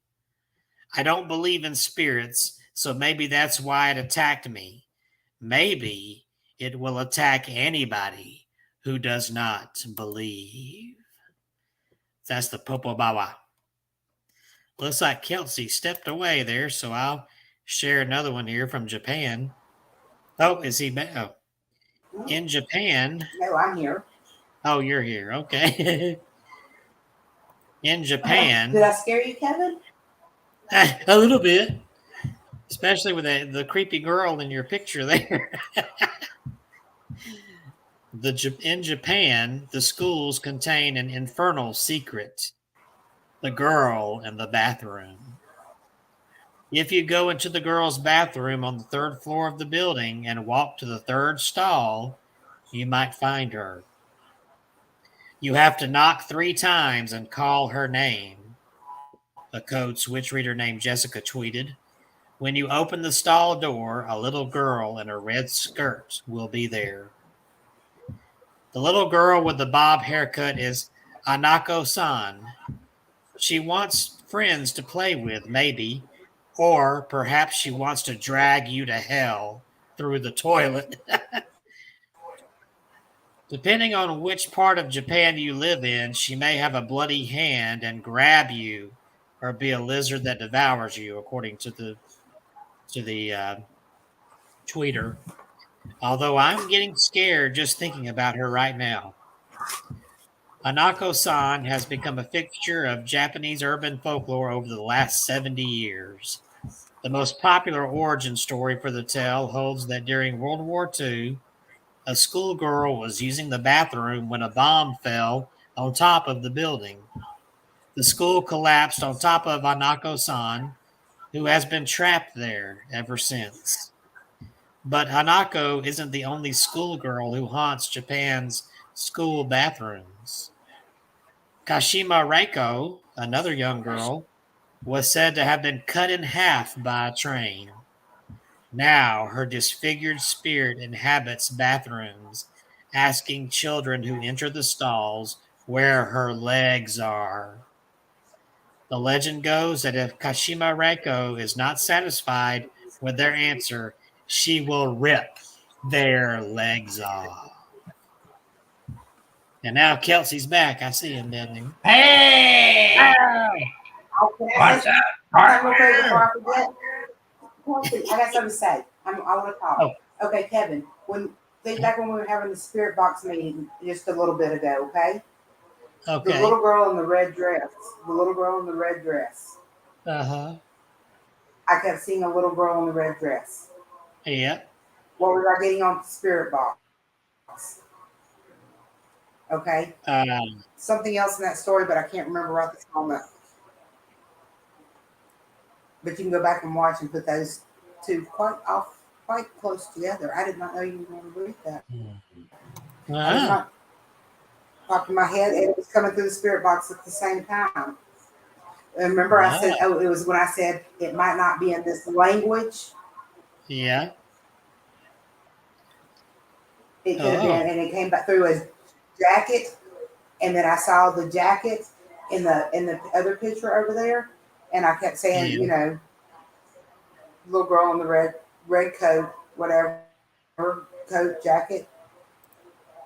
Yeah, well, that was. Put all that together, all of tonight's together with the story he just read. Ooh. Ooh. We're getting closer to Halloween minute by minute here, and let's go to another story. This one's more recent, and you may have heard of this. It's referred to as the Demon House. Oh, So imagine, if you will, that you have found your dream home, only to realize that you're living in an infested demon portal that leads everyone to hell. man. From a possessed child crawling upside down to another levitating, what's been called the Demon House is downright mortifying. While these events might sound like something out of the Poltergeist and the Exorcist, it's true, at least according to witnesses that lived and visited this home in Indiana.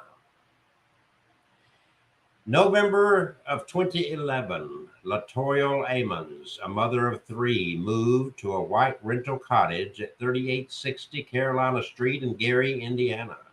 Yes, the city that was once considered the murder capital of the United States. After moving in with her children and mother, the family allegedly began to encounter poltergeist activities. Immediately after their move, the enclosed front porch was inundated with enormous black flies. How was that possible, the family thought? It was the dead of winter. Following this incident, it became a recurring event that after midnight, both Amons and her mother, Campbell, would hear footsteps coming from the basement and the slow creaking of the door opening entirely to the exposed kitchen. Without fail, anytime either one would check the basement, no one was there. One night, Leota's mother felt a strange presence that awoke her. As she peeked outside her door, she was startled. She says there was a black shadow pacing back and forth in the living room. She removed herself from her bed to find giant, muddy boot prints. Not making a fuss over what had occurred, the family continued with their life at the Demon House. It wasn't until March of 2012 that what seemed to be odd turned to dread. One night, around 2 a.m., family and friends were gathered at the Demon House to mourn a loss of someone close. According to Ammons, she went to check on her kids to find her 12-year-old daughter unconsciously levitating above the bed. And without hesitation, everyone gathered around the child and began praying until she fell back to the bed. It was then that Ammons sought help. Local churches refused to visit the home and suggested Ammons clean the Demon House by pouring ammonia and bleach throughout. Not only that, but to draw crosses on every door and bathe her children in olive oil. It was also proposed the family create a makeshift altar in the possessed basement. Regrettably, it wasn't doing much, so Leota solicited 2 clairvoyants who claimed the house was possessed by more than 200 demonic spirits. The family didn't have enough money to break the lease on the Demon House. They had no other choice but to stay. Ammons began to exorcise the home. She did everything from only wearing white to burning sage and reading the Psalm 91 out loud. Instead of things coming to a calm end, it only worsened. She also claims to have found her children speaking in tongues with bloodshot eyes and sporting sinister smirks. Her daughter said she felt like she was always being choked. Her youngest son would lock himself up in the closet to talk to a boy that no one had ever seen. Around April, Ammons gave up and sought help from a physician. During their visit, the 2 boys, in diabolical yells, cursed the entire staff. A report filed by the Department of Child Services and police stated that one of the boys had been magically thrown against the wall. After that incident, the boys proceeded to pass out and were hospitalized. This is where things got a little out of hand. The youngest boy kept growling and telling his brother he was going to kill him and began to hit his brother's stomach by headbutting it.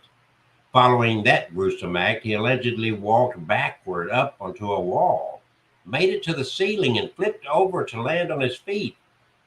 During this time, the children were examined for any signs of abuse, and Ammons went through a psychological evaluation.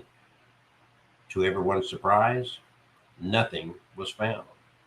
Either way, what had occurred in front of the hospital staff and police convinced the DCS to take custody of the children. Apparently, staff at the hospital reached out to Reverend Michael McGinnis to perform an exorcism on one of the children. The Reverend visited the Demon House, where he insists he too experienced paranormal activity, from everything to the muddy footprints and flickering lights that would stop every time he investigated something supernatural. McGinnis knew he had to exorcise Ammons. He placed a crucifix against her head and she couldn't stop convulsing. With 4 hours into his investigation, he established the house was possessed and demanded that they seek shelter elsewhere, but they couldn't. The CS was far from done with their investigation. They requested Officer Austin to review the living conditions of the Demon House. He stated in a police report that he had seen and heard some unexplainable things. His flashlight flickered uncontrollably in the basement until eventually it turned off by itself. It alarmed him because he had just replaced the batteries that morning. Austin took pictures of the basement where he said he could see a cloud that resembled someone's face, and even recorded audio where you can supposedly hear someone whispering, "Hey." He claimed that he brought something back with him as his driver's seat kept moving back and forth on his way home. The movement was so intense that his seat motor broke. A believer in the supernatural, the DCS still wasn't convinced. Without hesitation, Reverend Magnet continued to investigate the demon house, particularly the basement, with the police and the Samantha L. Alec, the DCS family case manager. During his many visits, Magnet was convinced there might be a body buried under the stairs of the basement, which would explain the poltergeist activity. So police dug a 4x3 hole. It's here where they uncovered a pair of panties, socks, a cooking pan, and a drapery cord. Freaky. Illick claimed to have felt her pinky going numb after touching a sticky substance she found in the house. That same liquid was allegedly found dripping from the Venetian blinds in one of the bedrooms. However, no one could see where it was building. They cleaned it off the blinders, only to find the fluid dripping again. Reverend Magnet insisted the demon house needed to be exorcised. The 2-hour ritual, which consisted of prayers and performing an exorcism on Ammons yet again, was accompanied by 2 police officers and Illick. According to Illick, within 30 days after the exorcism, she went through a series of painful events that consisted of her breaking 3 ribs and obtaining 3rd-degree burns. You'll notice in these kind of events, things happen in threes a lot. Something to do, some say, with the Trinity. Did something attach itself to her? Magnet continued to purify Ammons, even though she had moved to Indianapolis with her mother, but returned to Gary for the court hearings. During months and months of cleaning her soul, Magnet said she was clear of any demonic presences. And eventually, the DCS returned custody to Ammons. Many speculate that these unforeseen tragic events were purely made up by Ammons, especially her landlord, Charles Reed, to avoid any payment when living at 3860 Carolina Street in Gary. Anyone who's lived before and after Ammons there has yet to experience any supernatural activity. The demon house has turned into such a pop culture phenomenon, Kevin's word, that Zach Bagans, the investigator from TV Ghost Adventures, purchased the home to film his documentary, The Demon House. There's been no release date as of yet, but Bagans did demolish the house in 2016. It looks like someone is spooked out. Do you believe that story? Ooh, I know he did. Yeah, the movie's out. You can watch it on YouTube for free. Yeah, I showed that earlier. Nice cap at her, doctor. All right, bingo. Thank you there, Jack Halloween. I got a whole closet full of hats, and I don't wear many ball caps, but I got a variety of hats. Thank you very much. Thank you very much. So now we're down and 10 minutes to go. Does our friend Kevin have anything that he would like to share with us to consume the rest of our time here? I don't know if it'll consume the rest of the time. I do have this other story that's in, I mentioned South Carolina earlier. Now we got North Carolina. Carolinas are spooky places now. Yeah, and it's got a place here by the Grove Park Inn. Sports its hauntings as well as some high-class luxury. In fact, this looks so amazing. You might forget all about the ghosts there.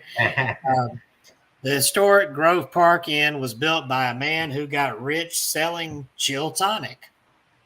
Edwin Grove was the owner of Grove's Pharmacy and Paris Medicine Company. He made millions off this elixir, but it did not cure his own respiratory condition. His doctor suggested he spend summers in North Carolina, in the North Carolina mountains. The pure mountain air and climate would be good for his chronic bronchitis, the physician told him. Well, not only did Asheville restore his health, Grove loved the area. He returned summer after summer until he got the idea to build a hotel there. It has been designed to look like the grand hotels that had been built along the railroad. The hotel has 10 floors and more than 500 guest rooms and suites. In addition to the usual amenities, it also has lounges, tennis courts, it has its own golf course, dining rooms and meeting spaces and ballrooms. One of its most unique features is an elevator that was incorporated into one of the enormous lobby fireplace chimneys. Guests feel like they are disappearing into the mountain as the doors close and they are whisked upstairs. But one of the biggest outstanding features in this hotel is its 40,000 square foot subterranean spa. Oh my God. Ooh. It has fireplaces, a waterfall pool, cafe, a mineral pool,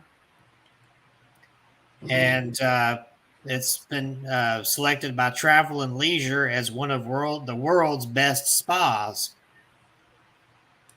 So, and it has accommodated many famous guests such as Harry Houdini, President Richard Nixon, inventor Thomas Edison, tycoon John D. Rockefeller, comedian Jerry Seinfeld, and author F. Scott Fitzgerald, who lived in the hotel for 2 years while his wife was seeking treatment in a nearby insane asylum. But that's a different story. So many guests have checked in and checked out over the years, but one guest has never checked out, and that is the Pink Lady. Although she has been seen and heard from many times over the years, not much is known about her. What is known is that a young woman wearing a fancy pink ball gown plummeted to her death during the 1920s. She had been staying in room 545 when she fell over the hall balcony into the Palm Court atrium below. Theories have emerged that include accidental death, suicide, and even murder. Some believe she was seeing a married man. When she got pregnant, he was not happy.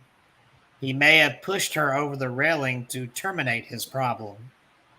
But that is only speculation, as far as anyone knows, because there's no evidence as to who she was or whether she jumped or was pushed from the 5th floor.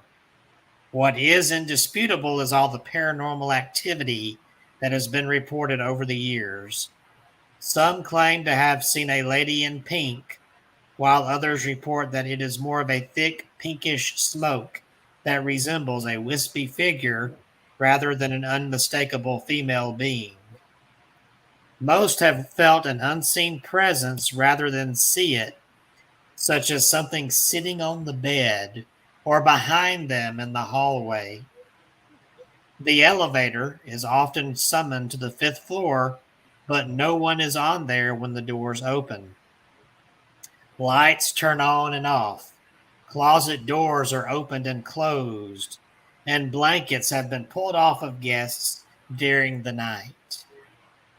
Bathrooms and sleeping rooms have been found locked from the inside, which is impossible given that the door must be locked from the inside.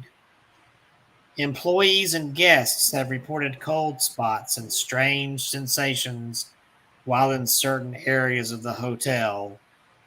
Ghostly investigations have revealed unmistakable paranormal activity, especially in room 545 and the main part of the inn. A guard keeps unwanted visitors away from the hotel.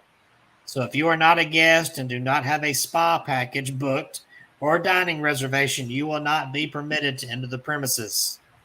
So book yourself a room. Enjoy that 40,000 square foot underground spa, and perhaps you might catch a glimpse of the lady in pink. Well, some people like pink. Yeah, pretty in pink. Pretty in pink. Yep. How pink is it? She was a middle-aged woman who wore flowing dark clothes and black eyeshadow. She could be charming and engaging. She was also a part of a satanic cult. She called herself the queen of the cult, but Gallagher would refer to her as Julia, the pseudonym he gave her. The woman had approached her local priest, convinced she was being attacked by a demon. The priest then referred her to an exorcist who reached out to Gallagher for a mental health evaluation. Why, though, would a devil worshiper want to be free of the devil? Well, she was conflicted, Gallagher says. There was a part of her that wanted to be relieved of the possession. She ended up relieving Gallagher of his doubts. It was one of the first cases he took, and it changed him. Gallagher helped assemble an exorcism team that met Julia in the chapel of a house. Objects would fly off shelves around her. She somehow knew personal details about Gallagher's life, how his mother had died of ovarian cancer, the fact that 2 cats in his house went berserk fighting each other the night before one of her sessions. Julia found a way to reach him even when she wasn't with him, he says. He was talking on the phone with Julia's priest one night, he says, when both men heard one of the demonic voices that came from Julia during her trances, even though she was nowhere near a phone and thousands of miles away. But he said he's never afraid. It's creepy, but I believe I'm on the winning side. So could you engage in exorcisms? Could you engage in dealing with the demonic on a regular basis? Would you have the strength, the stamina to endure? I mean, after all, the first hour of this night, you just had some EVP spirit box sessions, and according to Catherine, within an hour, she was exhausted. So Yep. how would you deal with a demonic possession? That would be really exhausting, wouldn't it? Yep. No comment? Just, yep. It would be terrifying. Terrified. I do not want to deal with. Well, folks, we got 2 minutes, and Kevin needs to talk about what he does a lot of, and that is books. He writes a lot of books. Yes. Yes, and they're all at myhauntedDolls.com. And if you can't find them on myhauntedDolls.com, you don't need to get them because they're not Kevin Kane's books. Go to myhauntedDolls.com and get one of Kevin Kane's many books. He's got 14 of them. He's probably working on 15 now. And Yep. he is the sleeper author from Chelsea, Alabama. The sleeper author. Look at all these books I have. This is just some of them here. Supernatural novels and such. So buy, and they're on Kindle, and it's a couple on audiobook. Well, just think. We live stream every Tuesday night. We are well into this is our 4th year, isn't it, Kevin? I believe so, yeah. That means that just a few months from now, we'll be into our 5th year of this stuff. Yeah. Wow. Inconceivable. Where our big countdown is on. I've started live streaming like an hour or so early just to have the countdown of some eerie, spooky type music to entertain people and to get your attention. Come and join us for our stories from beyond, from the dark side, from the underbelly of the world, the universe, from those things that maybe you would rather not have you visit in the middle of the night, from the things that Kevin has spent almost a lifetime collecting and putting in his house, and to where he cannot even have a guest in his home without them experiencing some obnoxious, terrible, demonic. Demonic. And we had a wonderful. If you didn't went there if you weren't here for the first hour, you missed out on one of the best sessions we've had with the Spirit Box on 2 different paintings. We had dueling photos, dueling spirits. Kevin was dealing with his in Chelsea, and Catherine was simultaneously dealing with hers, and hers went to Chatter heightened experience. And you got to go back and listen to that one first hour because it was hard to keep up with. There was just so much back and forth. And I never did ask, going a minute or so over, Catherine, what did you learn about your painting? Anything that you could walk away with, say, I learned something about my painting? Hello? Oh, Yeah. you kept saying hello. I thought my mic was muted. Well, not now. You're doing good. Throughout. Okay, it's driving me crazy to echo. Throughout the night.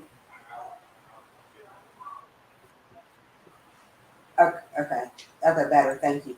Throughout the night, I have gotten more and more visions, and they're coming through clearer and clearer. And there's a little girl who wore overalls, a yellow shirt, and a little cap, and her pop took her to the hardware store, set her on the counter, and bought her a Coke. And she took the guy's hat off behind the counter because her pop said she liked the hat and put it on his hat. Don't know the child's name. All I know is Pop. The only name I know. It's a hardware store. That was a big one. Wow. So if your Pop's out there and you remember that you have this memory, it's a sign from him. Wow. Uh, Let's see if somebody comments There's- one day. There's also some footage. It would be interesting if somebody does comment on that because the spirits were coming through. I mean, there was a bunch and they would keep bombarding me at one time. And I'm a slow talker sometimes anyway. Slow talker, you? You enjoy your night, Kevin? Huh? I can, but you know, my I have to process some things, the images that I see through my brain to get them out my mouth. But I thought it was kind of funny that I was doing that and then things were coming up that were those questions. They were answered. Yeah. It was interesting. And yet entertaining. Oh, what's he putting up? Oh. You should have seen it from my head. do what? Because there were some things. I didn't hear you. What? Some very, very interesting things. Ah, very interesting. So we learned a I lot. said Go there were back some and very interesting things going on tonight. yes, I said I was agreeing with you. So go back, folks, to the first hour of this show and go back. And if some of you guys were not here, go back and enjoy it. Listen carefully. Share your thoughts and comments in the chat boxes and message centers and all the above.